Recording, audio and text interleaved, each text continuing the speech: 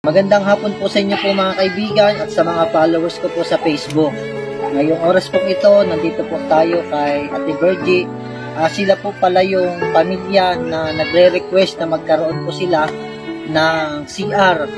At nung nakaraan, nakapagbigay po tayo ng ilang mga materyales. Nagpapasalamat po tayo sa Panginoon dahil simula po nung nakapagbigay po tayo ng mga materyales, ito na nga po yung resulta, nagawa na po yung tangke po ng CR. Ang kulang na lamang nung nakaraan ay wala pa silang bowl.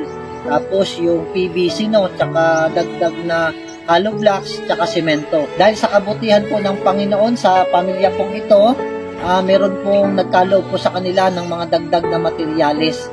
Kaya ngayong araw na nakabili po tayo ng hollow blocks, semento, PVC. Yung inyong request na magkaroon kayo ng bagong bowl. Nakabili na tayo, Ate Virgie, ng inyong bowl. Ito ay tulong sa iyo ng Ma'am Nora Peron. Marami pong salamat kay Ma'am Nora Peron sa iyo pong tulong para sa pamilya pong ito. Po inaasahan na magkakaroon po kami ng CR.